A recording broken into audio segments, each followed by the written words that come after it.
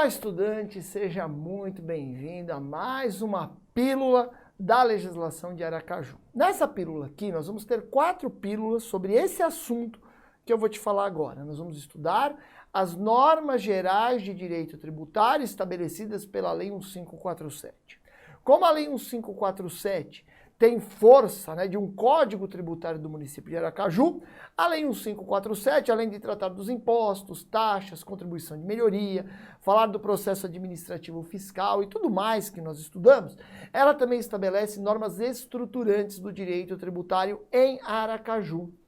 Você sabe que o Código Tributário Nacional estabelece essas normas estruturantes em nível nacional.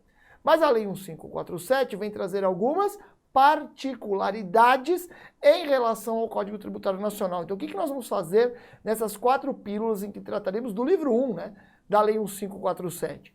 Nós vamos sempre ver as normas gerais de direito tributário e fazer um paralelo, quando cabível, a alguma particularidade da Lei 1547.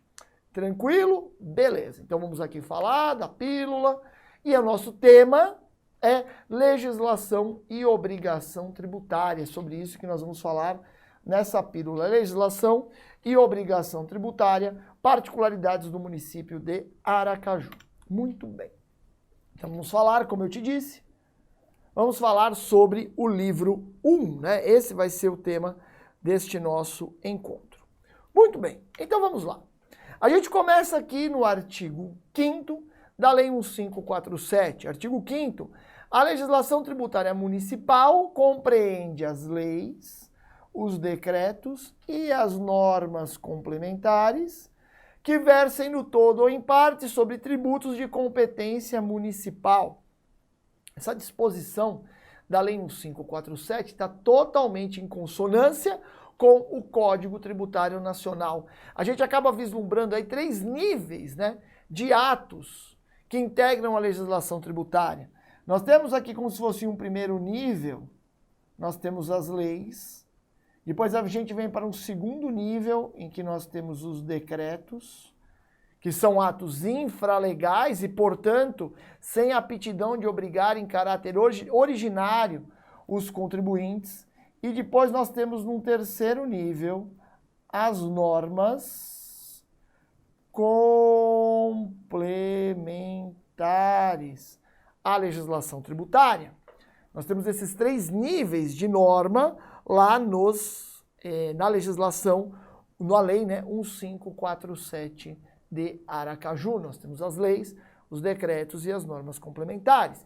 E aí é importante a gente entender quais são essas normas complementares. Já te falei que os decretos no âmbito do direito tributário não têm força de lei, não têm aptidão de obrigar originalmente as pessoas. Decretos em direito tributário servem para regulamentar a lei, quando a lei assim dispõe, ou para consolidar a lei, como regulamento do imposto de renda, regulamento do IPI, regulamento do comércio internacional, regulamento aduaneiro, ok? Regulamento da Previdência Social, tranquilo? Mas não temos decretos autônomos no âmbito do direito tributário. Agora, e as normas complementares? Quais são as normas complementares? Nós vamos ver, fazendo um paralelo entre o que está escrito no Código Tributário Nacional e o que está escrito na Lei 1547 de 1989, a Lei de Aracaju. Aí a gente vem aqui para essa tabelinha. Veja, o CTN começa estabelecendo que integram a legislação tributária os atos normativos expedidos pelas autoridades administrativas. São os chamados atos administrativos normativos, é assim que são conhecidos. Os atos administrativos normativos, que, lógico, não têm força de lei, porque não são atos legislativos, mas têm a aptidão de expressar ao público a interpretação do fisco sobre a lei.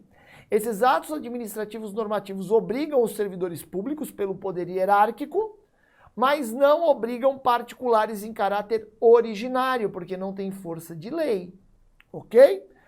Na Lei 1547, nós não temos uma disciplina distoante disso, já que são citados aqui os outros atos normativos expedidos pelas autoridades administrativas, mas há em Aracaju a explicitação de alguns atos administrativos normativos. Então nós temos aqui as portarias, as instruções, os avisos e as ordens de serviço, que não deixam de ser atos administrativos normativos. Ok?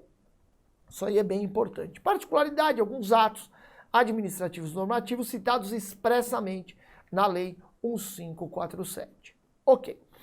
Segunda modalidade de norma complementar são as decisões dos órgãos singulares ou coletivos de jurisdição administrativa, ou seja, no âmbito do processo administrativo fiscal.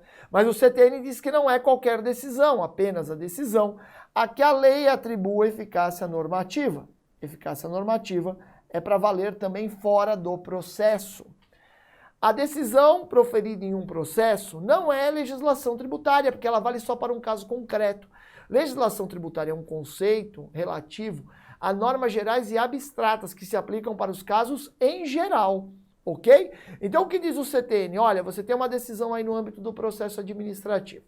Você teve essa decisão, ela vale para aquele caso. Para ela valer para outros casos, valer fora do processo, você precisa que a lei tenha atribuído a essa decisão essa eficácia normativa. Beleza? Muito bem. Em Aracaju, nós temos um pequeno probleminha na Lei 1547. Veja, a Lei de Aracaju fala decisões dos órgãos competentes das instâncias administrativas. Não falou, né, que a lei concedeu esta eficácia vinculante. Aí eu pus uma pergunta para você, mas e eficácia vinculante? É irrelevante? Lógico que não, porque o Código Tributário Nacional traz essa eficácia vinculante como uma condição sine qua non para que a decisão proferida no âmbito do processo administrativo possa integrar a legislação tributária. Você já conhece, já viu em outra pílula que não são todas as decisões proferidas no âmbito do processo administrativo fiscal de Aracaju que tem essa aptidão de produzir efeitos extraprocessuais. Esses efeitos, essa eficácia normativa. Na realidade, essas decisões dos órgãos competentes das instâncias administrativas em Aracaju, que possuem eficácia vinculante, são apenas os acórdãos do Conselho de Contribuintes, ok? Decisão vinculante em Aracaju apenas tem essa eficácia vinculante, os acórdãos proferidos pelo Conselho de Contribuintes. Em relação aos usos e costumes administrativos, que é o que nós temos aqui, né? Ó, usos e costumes administrativos. Usos e costumes administrativos, nós temos a mesma redação no Código Tributário Nacional e na Lei 1547, as práticas reiteradamente observadas pelas autoridades administrativas em relação aos convênios, também uma redação bem próxima, né? O CTN, lógico, fala convênios que celebram entre si os entes políticos, União, Estados, DF e municípios. A Lei 1547, já que está tratando da lei especificamente de Aracaju, fala convênios que o município de Aracaju celebra com autoridades, olha lá, da administração direta ou indireta da União, dos estados ou dos municípios. Beleza? Então aí nós vimos as particularidades de legislação tributária no município de Aracaju. Seguimos. Bom, olha que disciplina aqui interessante que nós temos no artigo 6º da Lei 1547. Não temos nenhum paralelo tão direto no CTN exatamente com essa redação, por isso que é importante conhecermos. Olha lá, a relação jurídico-tributária será regida em princípio e salvo disposição expressa em contrário, olha as ressalvas, né?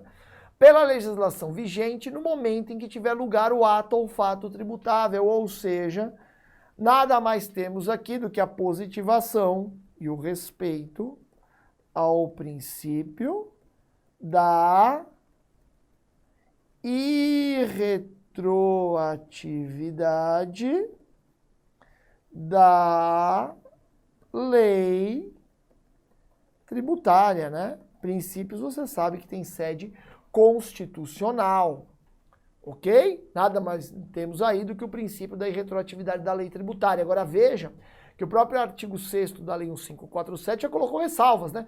Salvo disposição em contrário, em princípio, porque existem exceções? Existem, eu te relembro a principal delas, né? Falando aqui dessas exceções, ó, salvo disposição em contrário. Quando que a lei pode se aplicar retroativamente no direito tributário? A principal situação que nós temos é a lei tributária penal mais benéfica ao infrator. Aí nós temos assim, né? A lei penal não retroagirá salvo para beneficiar o réu. Não tem isso?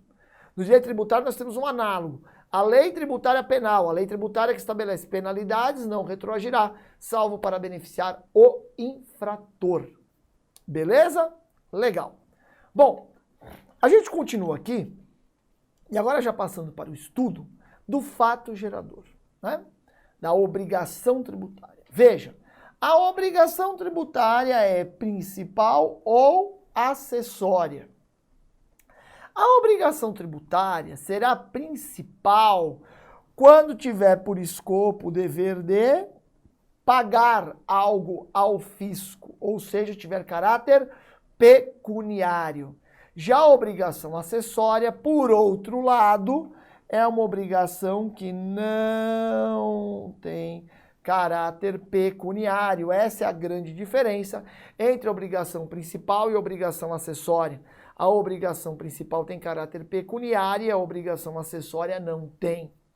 No âmbito do direito tributário, acompanhe aqui comigo.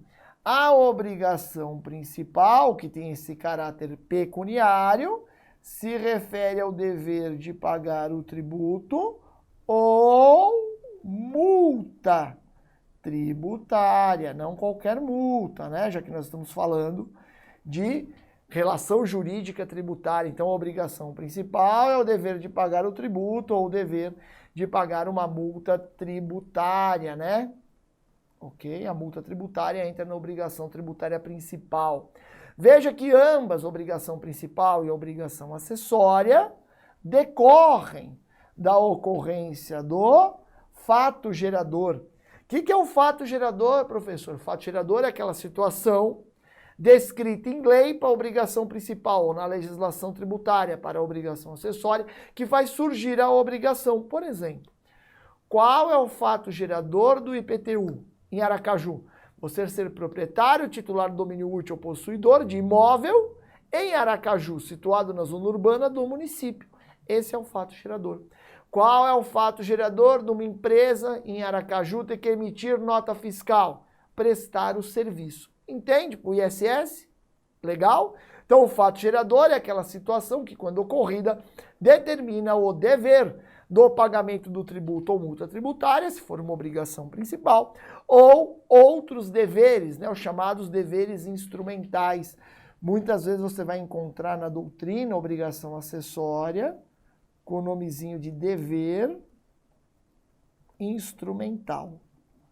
Dever, porque não tem caráter pecuniário, normalmente obrigação a gente usa quando há esse caráter pecuniário, não tendo um nome melhor a dever, e não acessório, sim instrumental. Por que isso? Porque quando você fala obrigação acessória, dá a impressão que ela depende de uma principal, né? Que o acessório depende do principal. Não, no direito tributário, a obrigação acessória independe da principal, beleza? Obrigação acessória independe da principal. Eu posso ter obrigação acessória e não ter nenhuma obrigação principal. Você estudou isso comigo aqui nas pílulas, né? De legislação tributária do município de Aracaju. Tranquilo? Chamo sua atenção apenas ó, que a obrigação principal decorre de lei, a obrigação acessória já decorre da legislação. Você sabe que legislação é mais do que lei, é lei mais decreto, mais normas complementares. Do lado credor da obrigação tributária, nós temos o Estado, sujeito ativo. Aqui, ó, o Estado entenda como PJ de direito público,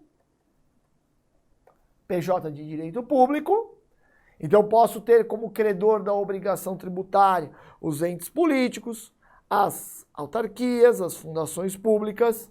Também posso, e só esses, né, que são PJs de direito público, ok? Eu posso ter como sujeito ativo de tributo só pessoa jurídica de direito público. Entes políticos, autarquias e fundações públicas. Só esses. Beleza? Um abraço para você, bons estudos e até a nossa próxima aula.